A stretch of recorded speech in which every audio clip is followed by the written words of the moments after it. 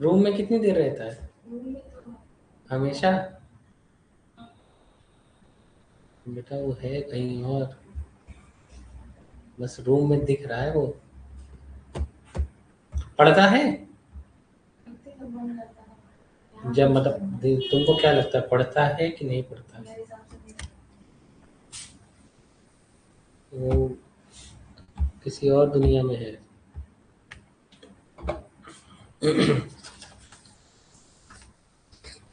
और पापा को क्या, पापा को कैसे मैनेज करता है?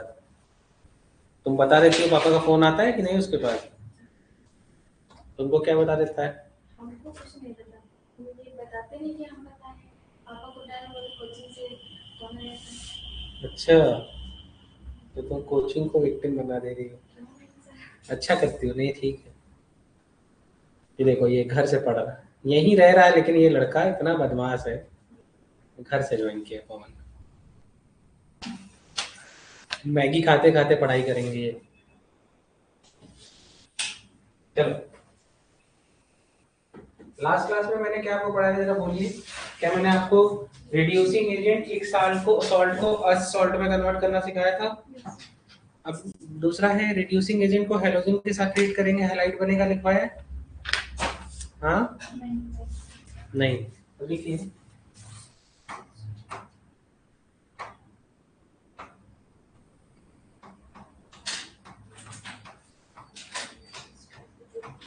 रिड्यूसिंग एजेंट को हम किससे ट्रीट करेंगे? हेलोजन से। तो क्या बनेगा? Halide ion. क्या बनेगा? Halide ion. जैसे रिड्यूसिंग एजेंट है सल्फर डाई ऑक्साइड, और इसको हमने ट्रीट किया किसके साथ? क्लोरीन के साथ।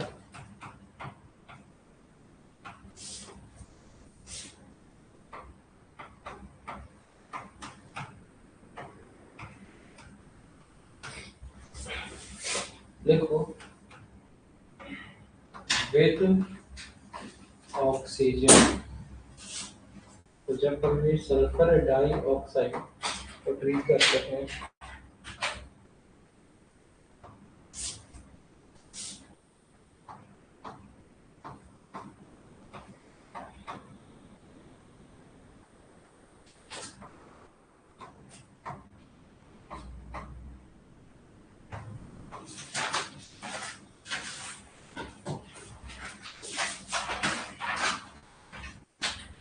हो गया। इसके बाद हम पढ़ने जा रहे हैं ऑक्सीडाइजिंग प्रॉपर्टीज। एनसीईआरटी लाए हैं, आप लोग को बोला था। कोई नहीं लाया है? हम्म।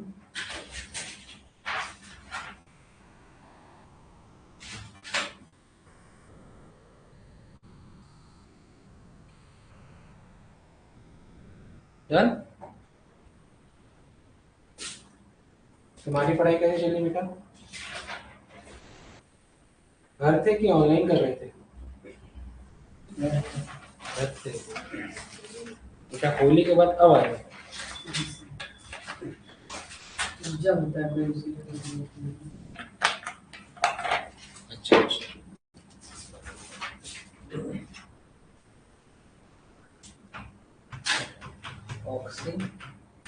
ऑक्सीडाइजिंग प्रॉपर्टीज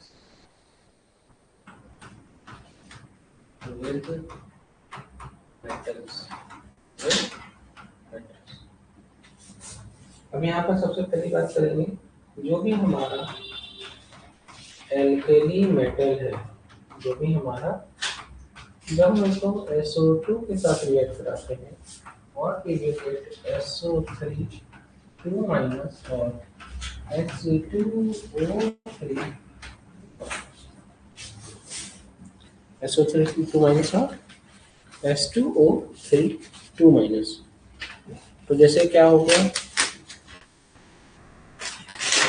Na, जैसे सोडियम मेटल तुमने ले लिया, एल्कली मेटल में कौन सा मेटल ले सकते हो? सोडियम। सोडियम यहाँ पर ले लिया तुमने, तो लिया तुमने सोडियम और इसको ट्रीट करा दिया SO2 से। तो तुमको पता है ये बनेगा Na2SO3 और Na2S2O3, तो 4 सोडियम। तो कितना सोडियम रख गया? 4 सोडियम, और सल्फर डाइऑक्साइड, कितना सल्फर डाइऑक्साइड लगा? तो दो उधर और एक इधर, तो दैट इज 3। क्या लिखो? अगर हम बात करते हैं दूसरे मेथड की, इसको हमने सल्फर डाइऑक्साइड से ट्रीट किया तो हमको मिलेगा मेटल ऑक्साइड। अब भाई हर मेटल की अपनी अलग वैलेंसी होती है, इसलिए मैंने यहाँ पर मेटल सल्फाइड, जैसे मैंने मान लो ले लिया जिंक और इसको ट्रीट कर दिया SO2 से, तो क्या बनेगा? ZnO, और साथ में क्या बनेगा? ZnS, है ना? ZnS। तो मुझे लग रहा है कि दो जिंक यहाँ पर इस्तेमाल हुआ, और ठीक है, okay, equal to zinc oxide. अब रिएक्शन को लेकर अगर हमको बैलेंस करना हो तो भैया यहाँ पर 2 ऑक्सीजन और वहां पर 1 पहुंची, तो मुझको यहाँ पर 2 ZnO करना पड़ेगा ना, तब तो 4 हो गई, दोनों बैलेंस हो गई, ऑक्सीजन बैलेंस हो गई, लेकिन जिंक बढ़ गया। यहाँ मैं जिंक को 3 कर लूंगा, तो अब सल्फर कितना है? यहाँ ZnS, ठीक है, हो गया। तो इसको क्या कहेंगे?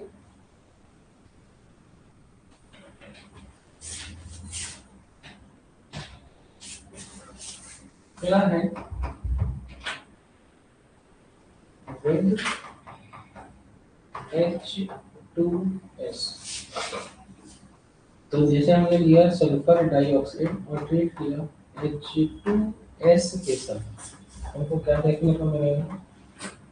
3 moles of sulfur plus 2 moles of water। Okay,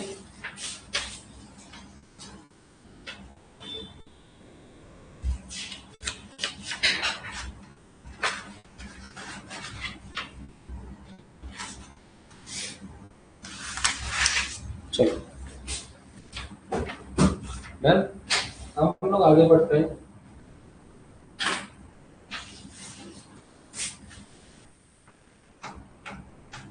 test of sulphur dioxide. आप लोगों के पेरेंट्स ऐप नहीं खोलते क्या? ऐप का रिजल्ट जाता है तो आज वो देखता नहीं हमको, डांट नहीं पड़ती तुम लोग को?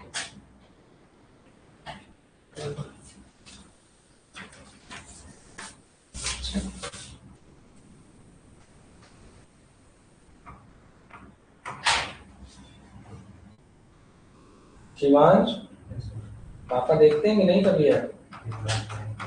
हाँ? झूठ बोल रहा है तो फोन चेक होता है, कभी पकड़ाए हो बात करते? पक्का नहीं करते हो? गुड। पेपर के टाइम पे धोखा मिलता है।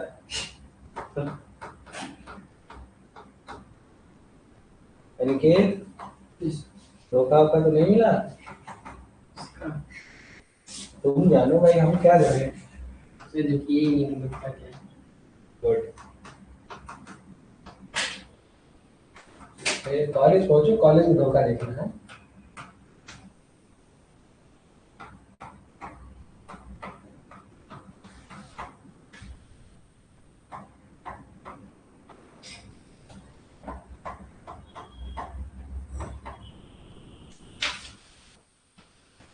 चलो, तो ये 3 जो है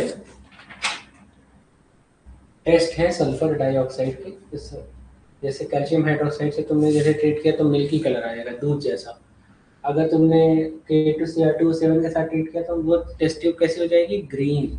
और अगर आप KMnO4 जो कि पिंक कलर का था, जैसे ही तुमने इसमें ये मिलाया SO2, क्या हो गया? कलरलेस। मुझे लग रहा है कि ये 3 बहुत ही अच्छे तरीके हैं जिनसे आप इनको आइडेंटिफाई कर लेंगे।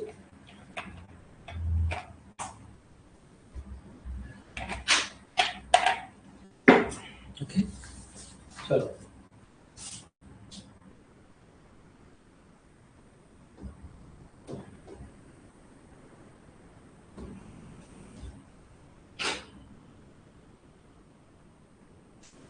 ठीक है। अब हम लिख रहे हैं सल्फ्यूरिक एसिड के बारे में, ठीक है। इसको हम ऑयल ऑफ विट्रियोल कहते हैं, और क्या कहते हैं, सल्फ्यूरिक एसिड कहते हैं, और क्या कहते हैं, that is king of chemicals, king of chemicals. अब हम बात करते हैं मेथड ऑफ प्रिपरेशन, बात करते हैं मेथड ऑफ प्रिपरेशन। सबसे पहला है फ्रॉम ग्रीन विट्रियोल, फ्रॉम, तो ग्रीन विट्रियोल क्या होता है, तो कहेंगे sir FeSO4 dot 7H2, oh, that is green vitriol only here.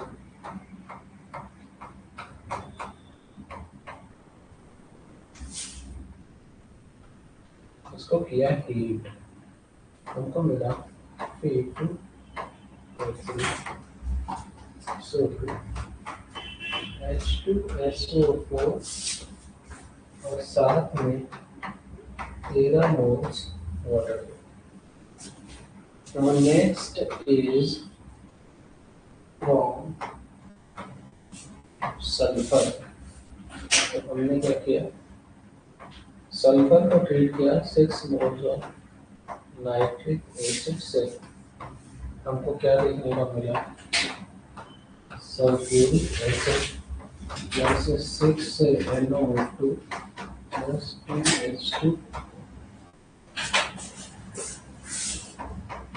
इसके बाद हमने लिया नेक्स्ट मेथड, नेक्स्ट पेज पे, इस पे आएगा नहीं,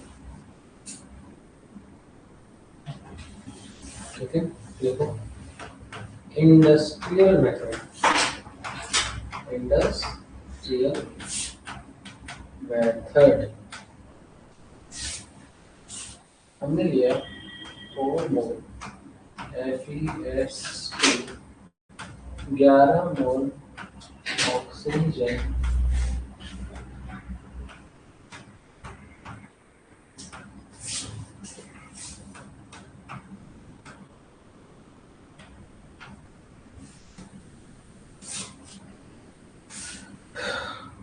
हमने क्या किया, SO2 को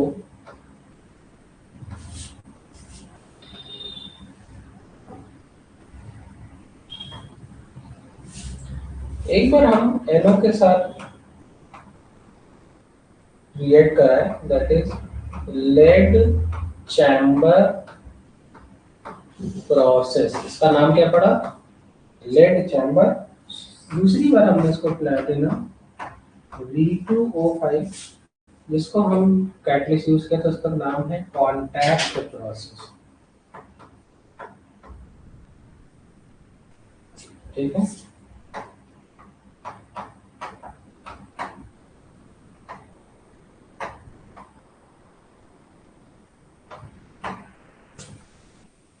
हमारा जो प्रोडक्ट बना वो बना SO3। हमने इसको ट्रीट किया सल्फ्यूरिक एसिड से, बना H2S2O7। हमने इसको ट्रीट किया वाटर से, हमको क्या मिला, डाइल्यूट 2 मोल सल्फ्यूरिक एसिड, डाइल्यूट 2 मोल सल्फ्यूरिक एसिड, ओके। चलो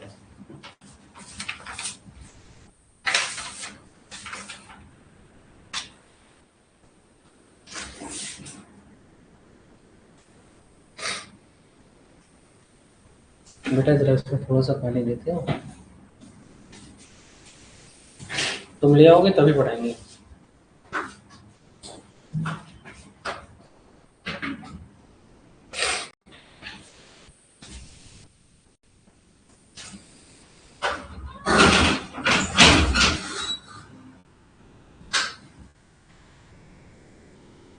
आज मेरे पास एक पेशेंट थी और 65 एज है उनकी।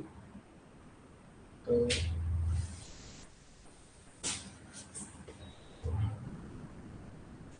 उनका क्या था, एक ऐसे सिर्फ इस तरीके से रूट पड़ी हुई थी और इधर एक कैविटी थी प्रॉपर।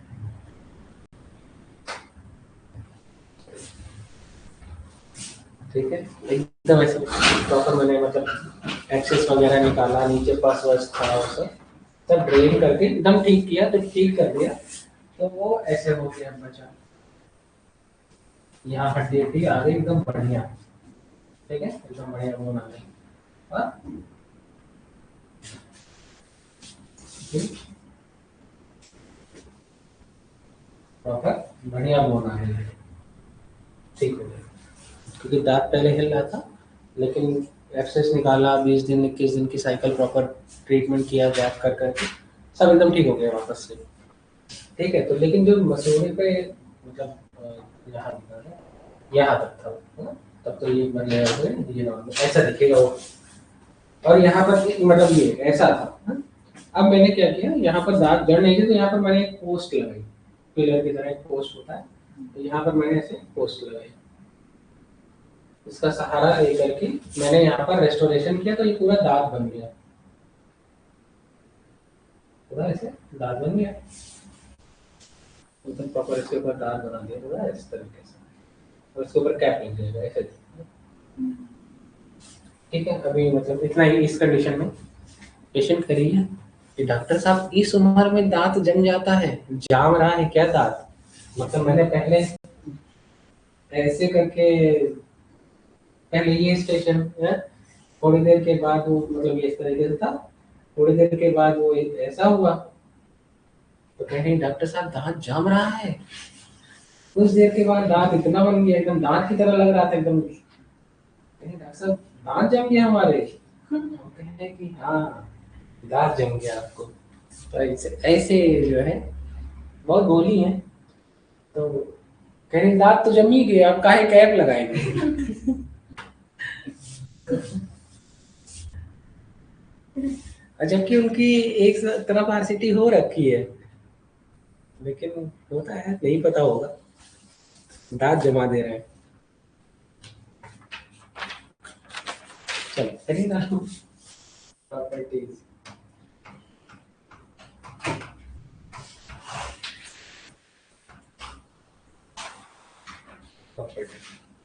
देखो, it is highly, it is पहली property, it is highly viscous, it is highly viscous, having high boiling point, having high boiling point and low volatility. Next is concentrated sulfuric acid is a strong dehydrating agent.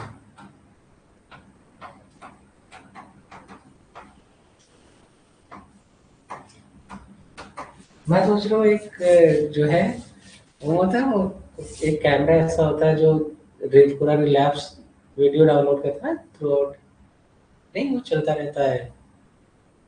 Treatment के दौरान एक camera सोच के ऐसे लगवा दें, जैसे patient कोई बात कर रहा है कुछ, तो उसमें इतनी फनी फनी बातें होती हैं।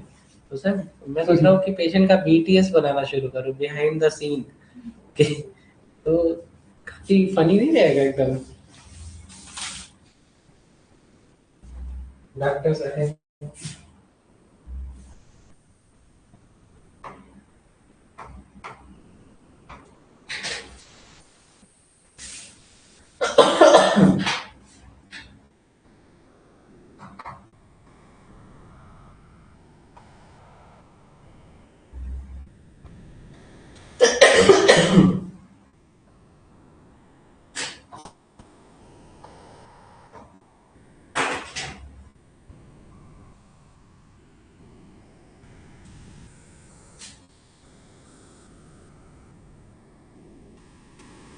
to clean the metal surfaces.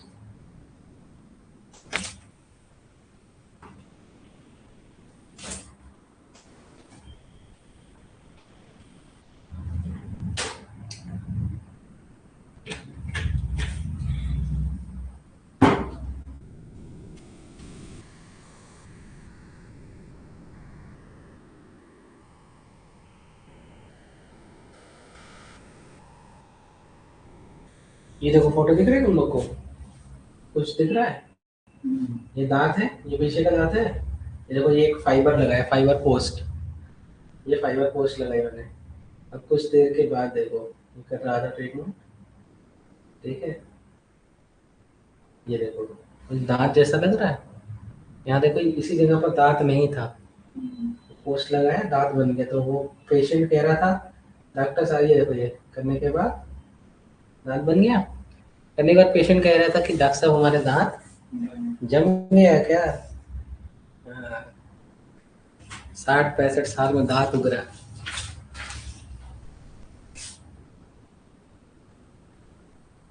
और कुछ मरीज ऐसे आएंगे जिनको पहले से सब पता होगा कि उनको कोई बीमारी नहीं है, हमारा खाली ये ठीक कर दीजिए। अच्छा,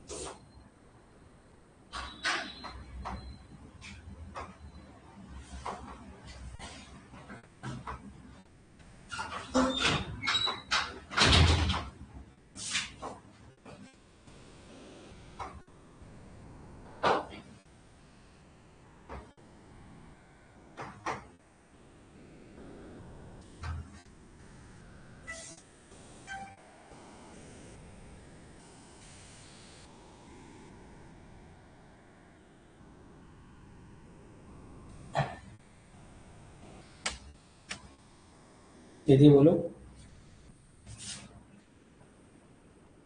किसको? तुमने चेक कर लिया है ना?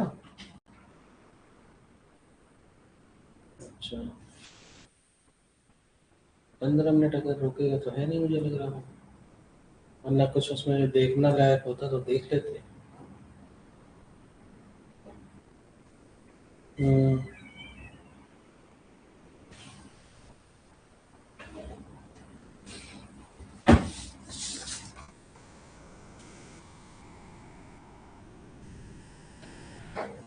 है, चलो आगे देखो। कुछ पूछना है इसमें? ये तो देखो, ये तो बहुत बेसिक रिएक्शंस है। आपको पता है कि upper cation can replace lower cation. तो देखो, ये भी आयरन भी हाइड्रोजन से ऊपर है। पढ़ते थे ना, लिख बे काने मुगल मंजन कर फिर कोल्ड ड्रिंक को नी संकोच पी हाँ, सब हाइड्रोजन के ऊपर ही वाले हैं। क्यों आई एजी हाजी बुआ कल पटना आई फिर से, तो ये डाइल्यूट एसिड से रिएक्ट नहीं करते हैं। अच्छा, हाइड्रोजन के नीचे सिर्फ कॉपर ही एसिड से डाइल्यूट कंडीशन में रिएक्ट कर सकता है बस। डाइल्यूट, उसके बाद वाले ना डाइल्यूट से रिएक्ट करेंगे ना कंसंट्रेटेड से रिएक्ट करेंगे। इतना आपको आता है तो आप कहीं नहीं फंसोगे। ठीक है, चलो अब लिखिए विद मेटल्स।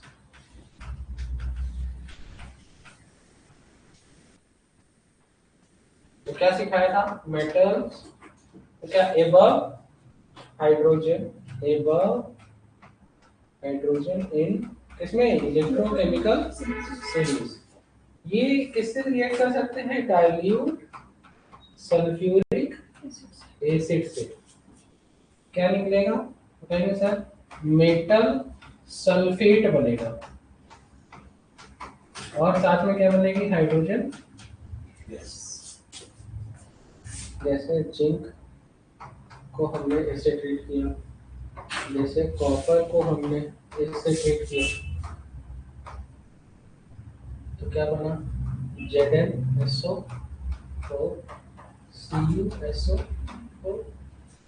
अच्छा, कॉपर डाइल्यूट से रिएक्ट ही नहीं करता, यही तो सिखाया था। तो CuSO4 नहीं बनेगा, यहाँ क्या होगी?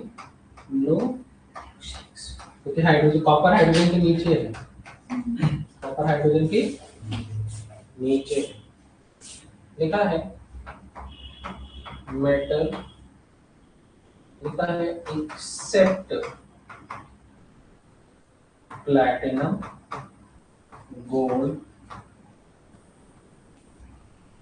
Silver.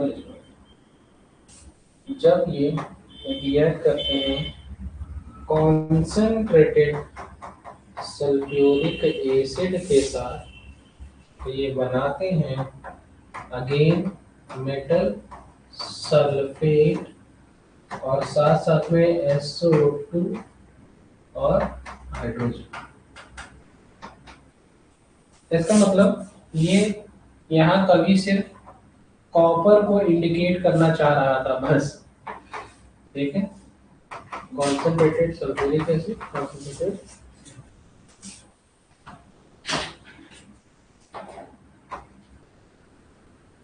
ZnSO4 plus SO2 plus H2 CuSO4 plus SO2 plus H2। मतलब इस पूरे उसमें अगर तुम देख पा रहे हो तो मैं सिर्फ किसके ऊपर फोकस कर रहा हूँ? कॉपर के ऊपर। कॉपर हाइड्रोजन के नीचे है, उसके बावजूद वो रिएक्शन कर रहा है, लेकिन सबसे कर रहा है कि सिर्फ कॉन्सेंट्रेटेड। कॉन्सेंट्रेटेड। चलो हेडिंग डालो, ऑक्सीडाइजिंग प्रॉपर्टीज। ओके,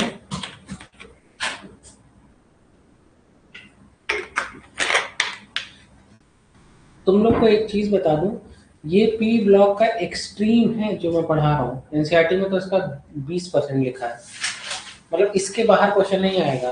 तो अगर तुम मेरी नोट्स को 10 बार 20 बार 30 बार गो थ्रू कर लोगे, तुम वैसे ही पी ब्लॉक का सारे क्वेश्चन सही कर दोगे। तुम्हारे लिए एग्जाम में आसान क्या है? सही, पूरा इनऑर्गेनिक आसान है। मैंने डीएनएफ सिखा दिया, मैंने आपको कोऑर्डिनेशन सिखाया, केमिकल बॉन्डिंग सिखाया, पी ब्लॉक सिखाया, रिडॉक्स सिखाया, ये 15 क्वेश्चन तो तुमको मुफ्त में मिलेंगे। इसमें तो तुम कोई गलती करोगे तो तुम अपने साथ गुनाह करोगे। इसके बाद टी ब्लॉक का तो कोई क्वेश्चन गलत करने लायक नहीं है।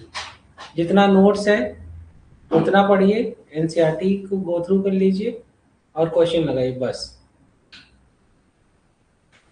ठीक है।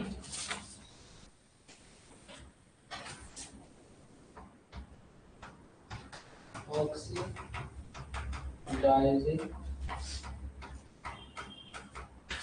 प्रॉपर्टीज लिखो। Concentrated sulfuric acid can act as concentrated sulfuric acid can act as oxidizing agent. You know very well that it is a strong oxidizing agent, and itself reduce into and itself get reduced into sulfur dioxide. मतलब अगर मैं बात करता हूँ sulphuric acid, तो sulphuric acid reduce होगी तो sulphur dioxide बनाएगी, वाटर बनाएगी, और ऐसे ये ऑक्सीडाइज कर रहा है ना, देखो बहुत ही रिएक्टिव ऑक्सीजन है, ऑक्सीडाइज कर रहा है। ठीक है।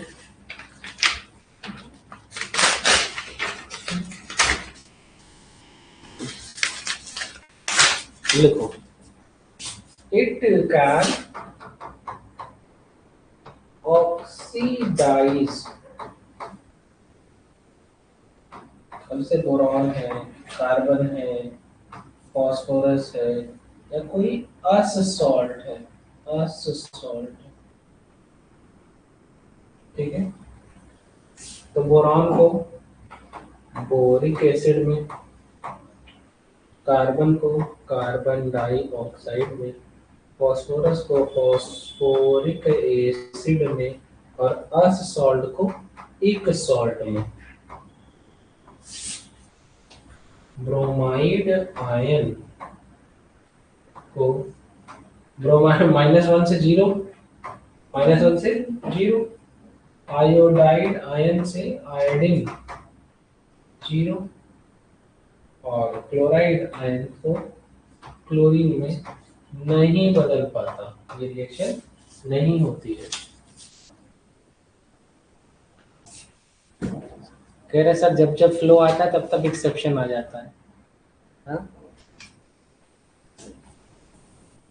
यहाँ लिया हमने 2 मोल फास्फोरस। अच्छा फास्फोरस का इसको ट्रीट किया,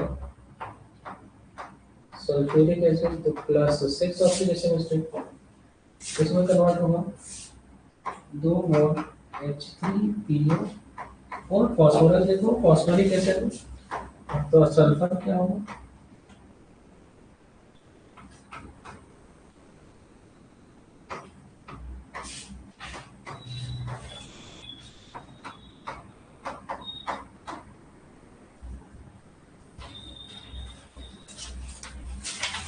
ओके। यहाँ तक आ गया। हेडिंग डालोगे dehydrating action, dehydrating action of sulphuric acid.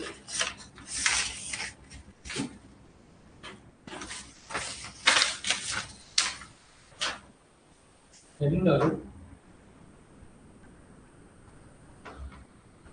Dehydrating action of sulfuric acid, C12H22O11।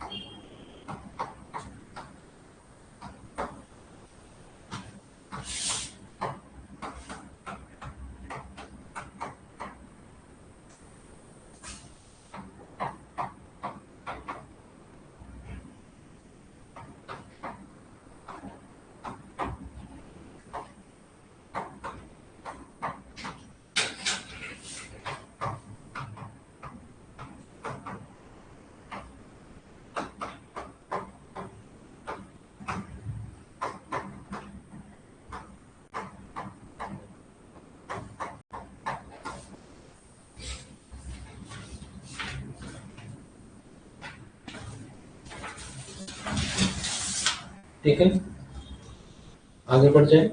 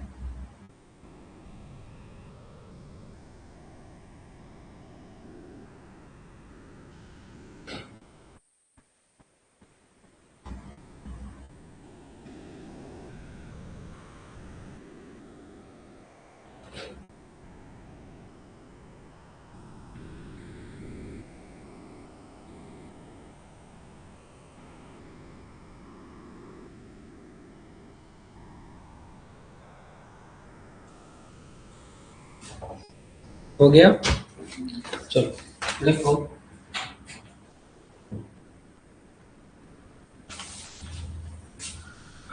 लिखो H2S, that is hydrogen sulphide. अच्छा, आप लोगों को मैं एक सलाह दूंगा, आप सबसे ज्यादा फंसोगे ऑर्गेनिक केमिस्ट्री में, तो ऑर्गेनिक केमिस्ट्री रोज प्रैक्टिस करिए। आपको जो आपसे सबसे ज्यादा गलती होगी वो होगी ऑर्गेनिक में रिएक्शन बैलेंस करना या रिएक्शन मैनेज करना। ऑर्गेनिक के लिए प्रॉपर, जैसे आप लोग को नहीं समझ में आता कि हम दिन भर में क्या करें, बैठ के सर पढ़ने में नहीं समझ नहीं आ रहा क्या पढ़ें, कैसे पढ़ें, क्या करें, ये लिख लीजिए कि आपको ऑर्गेनिक केमिस्ट्री रोज एक चैप्टर कोई क्वेश्चन लगाने हैं, नोट्स को पढ़ना है, रिएक्शन को देख देख कर लिखना है, रिएक्शन को कई बार देख देख कर लिखना है। इतना काम करेंगे रोज एक चैप्टर, ठीक है। तो 7 दिन में चैप्टर खत्म हो जाते हैं, फिर वही 7 दिन, फिर वही 7 दिन, फिर वही 7 दिन, ठीक है। तो शुरू करेंगे एल्कीन एल्कीन एल्काइन से, फिर आएंगे halogen halogen glycol phenol ether aldehyde ketone, उसके बाद नाइट्रोजन करेंगे। तो 5-6 दिन में पूरा खत्म हो जाएगा। इसके बाद क्या करना है, एक क्वेश्चन आएगा आईयूपीएससी से, आईयूपीएससी की प्रैक्टिस करनी है। एक क्वेश्चन आएगा आपका आइसोमेरिक, फिक्स क्वेश्चन है, मतलब ये मैं बोल रहा हूँ यही आएगा ही। एक क्वेश्चन से लेकर के 3 से लेकर 5 क्वेश्चन आएंगे रिएक्शन मैकेनिज्म से, लिखते रहो, याद नहीं रहेगा जीवन भर। तो 3 से 5 क्वेश्चन आएंगे, फिक्स क्वेश्चन आएंगे रिएक्शन मैकेनिज्म से, acidic strength, basic strength, phenol, alcohol, increasing order, decreasing order, पूरा एक चैप्टर पढ़ा है रिएक्शन मैकेनिज्म। एक क्वेश्चन फिक्स आएगा आइसोमरिज्म से, एक क्वेश्चन फिक्स आएगा आपका आईयूपीएससी से, मतलब इतना पेपर। एक क्वेश्चन आएगा जनरल ऑर्गेनिक केमिस्ट्री से, sp2 हाइब्रिडाइज है कि sp3 है, कि बॉन्ड लेंथ क्या है, बॉन्ड एंगल क्या है, ये आएगा। सही ऑर्गेनिक में बता रहे हैं। तो तुम्हारे 4 क्वेश्चन 5 क्वेश्चन मैंने आउट कर दिए, 5 6 7 8 क्वेश्चन मैंने आउट कर दिए। अब 15 में से 8 आउट कर दिया हूँ। इसके बाद जो है हर चैप्टर की एक एक रिएक्शन आएगी, तो 5 चैप्टर की 5 रिएक्शन, ठीक है। ये इस तो 8 5 13 क्वेश्चन मैंने बता दिया। एक क्वेश्चन आएगा बायोमोलिक्यूल से फिक्स 14। अब एक क्वेश्चन में नहीं बताऊंगा, पेपर आउट कर दे रहे हैं, बता दे रहे हैं कौन कौन से पेपर से क्या क्या आएगा, किस चैप्टर से क्या आएगा। याद रखिएगा कि यही 75 से 80 सब्जेक्ट के चैप्टर पढ़ने से आप 1 करोड़ की सीट पे जो है मात्र 33,000 34,000 में पहुंच जाएंगे, फिर स्कॉलरशिप आ जाएगी, वो भी वापस हो जाएगी, ठीक। और यही 75 चैप्टर 76 चैप्टर जो आप नहीं पढ़ेंगे तो आप कहीं के नहीं रहेंगे। And you have plenty of time रोज पढ़िए। 60% चांस है कि 30% क्वेश्चन डायरेक्ट एनसीईआरटी की लाइन से आएगा। बायो में 80% है कि वो जो मैं बोलता हूँ, जो हम लोग यहाँ नोट्स बनवाते हैं, जो हम लोग नोट्स लिखवाते हैं, जो मॉडल लिखवाते हैं, टोटली एनसीईआरटी बेस्ड है और वही क्वेश्चन आते हैं, कीवर्ड्स आने चाहिए। जो क्वेश्चन करेगा वो गलती करेगा, जो गलती करेगा वो पूछेगा, जो नहीं करेगा वो नहीं पूछेगा। मेथड ऑफ प्रिपरेशन, यहाँ तेज सेलेक्ट नहीं होता, याद रखना। नीट में तेज सेलेक्ट नहीं होता, नीट में कमजोर सेलेक्ट होता है क्योंकि वो रोज पढ़ता है। और तेज सिर्फ जो सबसे तेज होता है वो टॉप करता है। तो तुम टॉप तो नहीं कर रहे हो, तो क्या करोगे? सेलेक्ट होगे। तो सेलेक्ट होने के लिए तुमको पहली रैंक का नशा नहीं होना चाहिए, 10वीं रैंक का नशा नहीं होना चाहिए। That is impossible. जब तक 3-3, 5-5 साल का फाउंडेशन, प्री फाउंडेशन कोर्स नहीं करेंगे, आप कभी उस लेवल पे नहीं पहुंच पाएंगे एक्यूरेसी में। तो हमें वो नहीं करना है, हमें मेडिकल कॉलेज जाना है। जब बगल में वो पहली रैंक वाला भी बैठेगा, तुम भी बैठोगे, तो कोई फर्क नहीं पड़ेगा। मैं पहली 10 की बात ही नहीं कर रहा हूँ, मैं पहले 50 की भी बात नहीं कर रहा हूँ, लेकिन 50 के बाद 91वीं आपकी हो सकती है। बात समझ रहे हैं ना? मैं पहले 50 की बात नहीं कर रहा हूँ, चलो मैं पहले 100 की भी बात नहीं कर रहा हूँ, लेकिन 101 तुम हो सकते हो। बात समझ रहे हो ना? वहां पे फोकस करो। तुम जो रोज काम करोगे तो गलतियां दिखेंगी, निकालते जाओ, छांटते जाओ अपनी सारी गलतियों को। जो पढ़ता होगा उसको तो समझ तड़पता होगा, उसको तो ऐसा लगता होगा टाइम ही नहीं बचा है, और जो नहीं पढ़ता होगा उसको लगता होगा अरे बहुत दिन है।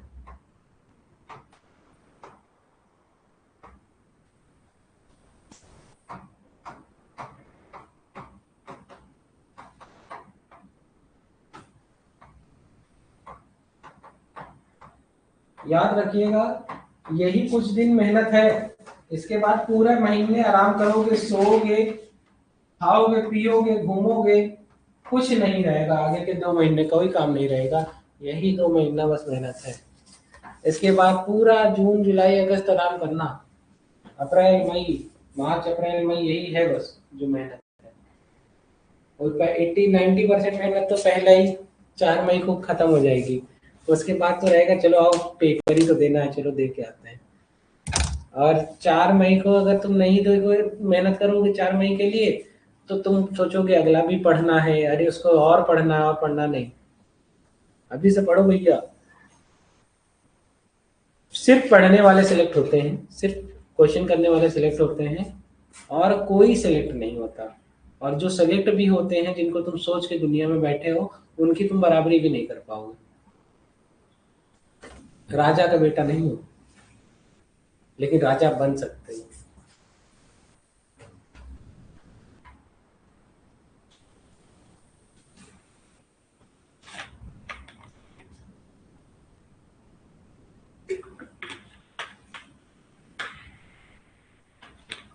और गवर्नमेंट कॉलेज का जो मजा है वो कोई कॉलेज नहीं ले सकता।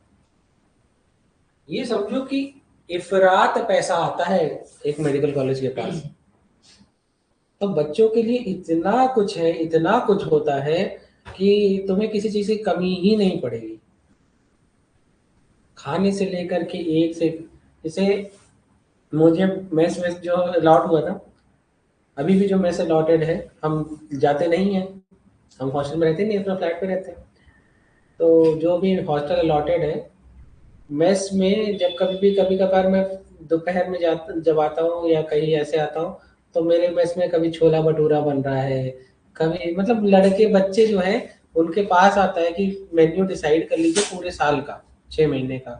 तो जो होता है क्या है कि कुछ बच्चों का ग्रुप होता है, वो ग्रुप विल डिसाइड कि आज हम एक हफ्ते में क्या क्या क्या क्या खाएंगे। तो इतना आपको मजा है। खाना तो भाई भरपेट में बढ़िया मिलता है, जो मतलब मजे से। लड़कों के लिए सबसे बड़ी प्रॉब्लम होती है खाना, और खाने की भैया कोई दिक्कत नहीं है, मेस चल रहा है सुबह शाम। अभी एक दिन क्या था, मैं परसों की बात, कल की बात बता रहा हूँ। अभी मेरी बहन नहीं है, तो हम लोग मेस में खाना खाते थे। मैं यहाँ से अलॉटेड तो है ही है मुझे, जाता नहीं हूँ। तो मैं गया मेस में, और यहाँ से मैं गया हूँ 10:30 बजे रात में। तो वहाँ वहाँ पहुँचा मैं 11 बजे के आसपास। सब लेटे पड़े थे, खाना बिल्कुल नहीं था। तो कह रहा है कि खाना तो भाई भैया ख़त्म हो गया है, और जो है हमने कहा खाना तो मुझे खाना है, मुझे लगी है भूख बहुत ज़्यादा। तो कह रहा है कि तो जो मेस का वो था, तो भैया खाना तो नहीं, पूड़ी ख़त्म हो गई थी। तो सब्जी वब्जी थी लेकिन पूड़ी नहीं थी।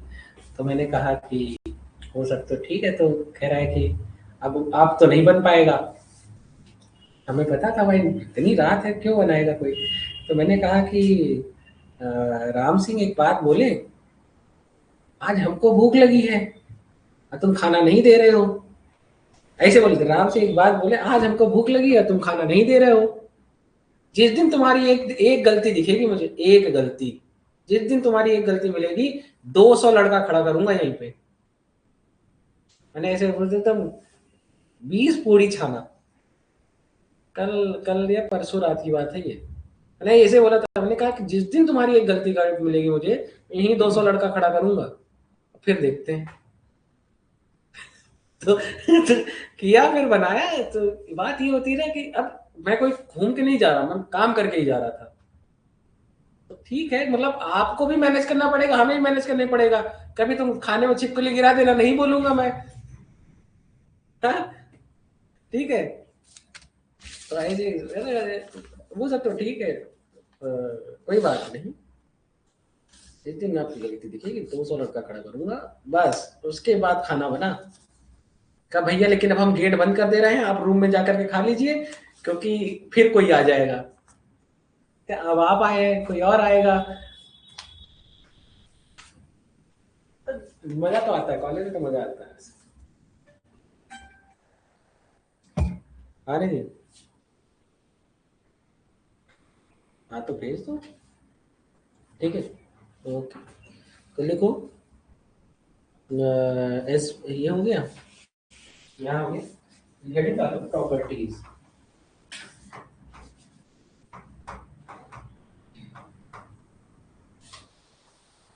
लिखो, बोल रहा हूँ, it is colourless, it is colourless, रॉटन, सड़े हुए अंडे जैसी बनी, रॉटन, ROTTEN, रॉटन, egg like, रॉटन egg like smell, comma, water insoluble gas, पानी में घुलती नहीं, वाटर इनसॉल्युबल गैस, ठीक है। अगला लिखो, it is good reducing agent, it is good reducing agent, okay. चलो हेडिंग डालो रिड्यूसिंग प्रॉपर्टीज,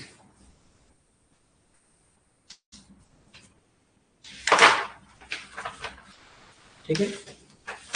ये हम लोग कल पढ़ेंगे, और कल हम लोग पढ़ेंगे हेलोजन कंटेनिंग कंपाउंड, और ये कल ही खत्म हो जाएगा। इसके बाद हम लोग पढ़ेंगे नोबल गैस, और नोबल गैस के बाद हम लोग पढ़ेंगे